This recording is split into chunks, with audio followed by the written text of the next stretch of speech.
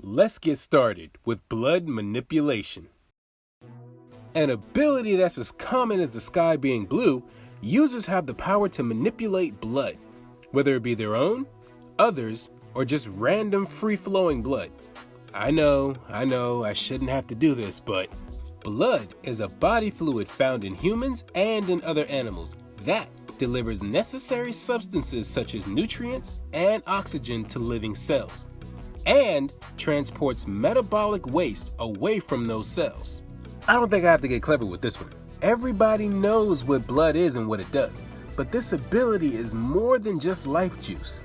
It's a societal concept found commonly in everyday life and popular culture, and not a day goes by where we aren't reminded of its importance.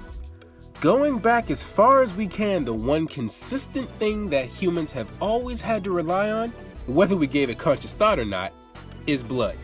But like all aspects of the human body, it was a mystery that we had to uncover.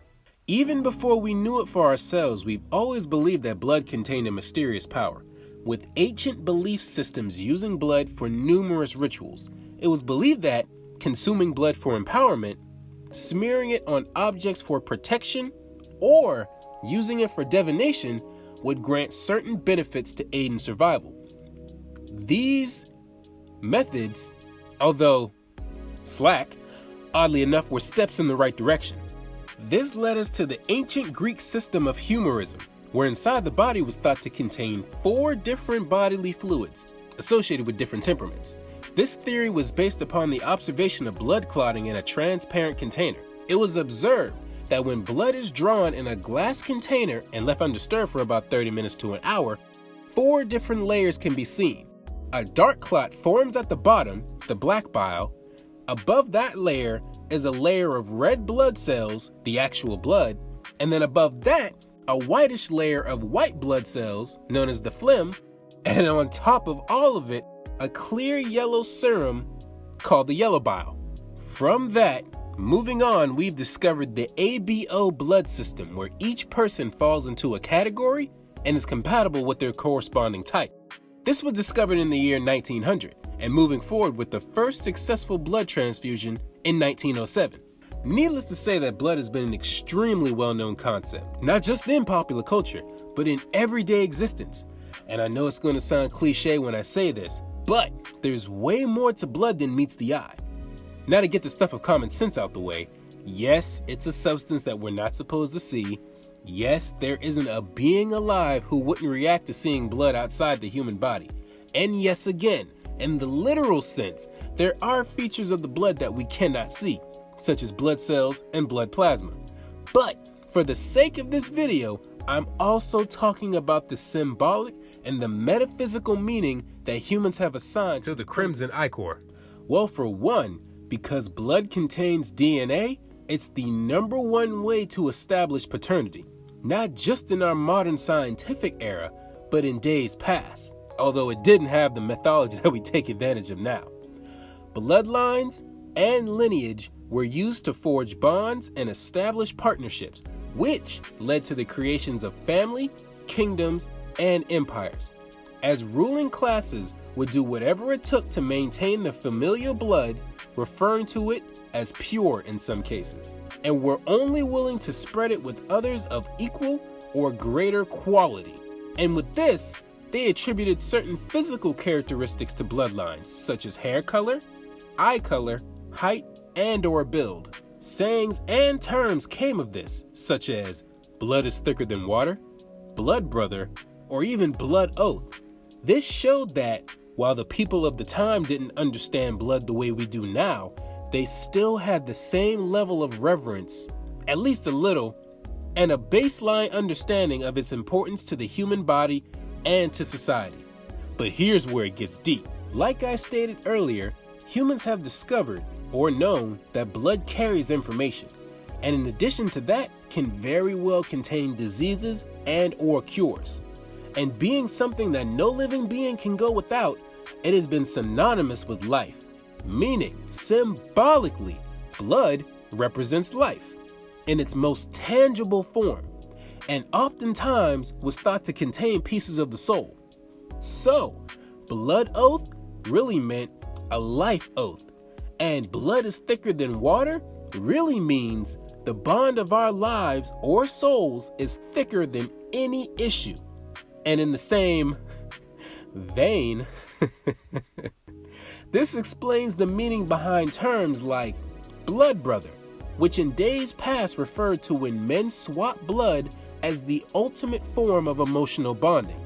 As blood is seen as the fluid of life, this action stated that those who took part in this were obviously not related genetically, but were willing to put their life in the hands of the other.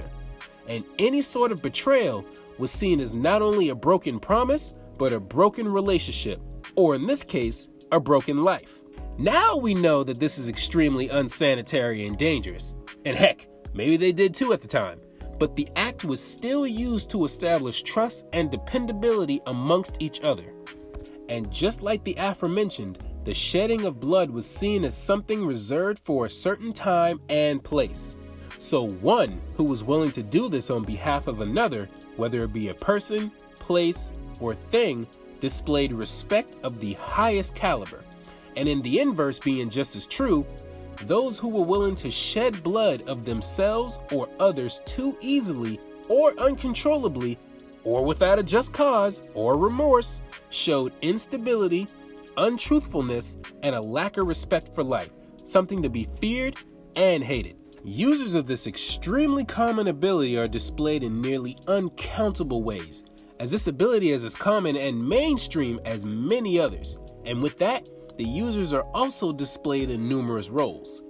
Colors associated with this power are obviously red, although it wouldn't be too much of a stretch to include blue and/or yellow respectively, as veins and plasma consist of these colors. Despite the popularity of this power, it seems to be represented more in Eastern works of art than Western. I guess you could thank censorship for that. Now, with the power to manipulate blood comes the ability to attack with, defend with, or control blood, creating constructs out of blood and using blood itself as a weapon. The user is capable of increasing their strength, speed, stamina, and regeneration by manipulating the properties of their own blood, as well as projecting their blood from their body, while more gifted users are able to stop themselves or others from bleeding with blood clotting. They're able to ingest blood with no negative side effects, whether it be for subsistence or increasing their physical condition with blood consumption.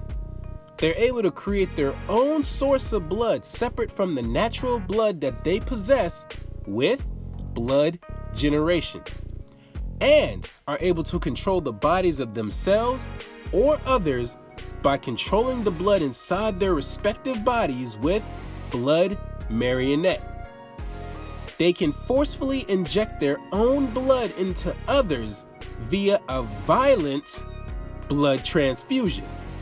And by combining blood clotting and blood constructs, users are able to create a stronger combination of the two with blood solidification, which increases the density of the blood that the user is controlling.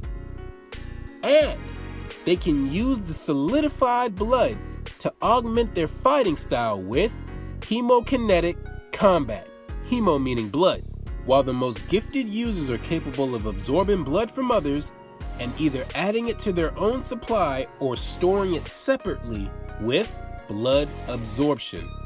They are able to surround themselves in blood with blood aura and create duplicates of themselves that they are able to control with blood cloning. Users are also able to shift their physical form into that of blood with blood mimicry. And those who have mastered this ability to its fullest are capable of creating portals out of one's own blood supply with blood portal creation. They can use blood to teleport from one location to another with blood teleportation. And they can heal themselves through the medium of blood with hemopotent regeneration. And along with this ability, they are also able to heal others using blood as a medium via healing blood. And upon consuming the blood of others, they're able to mimic any talent, skill, or special ability that the user possesses with hemopotent replication. As you can see, this power has dozens of uses that would make a wielder of this amazing ability a pretty heavy hitter. But just like all powers, it has its fair share of weaknesses.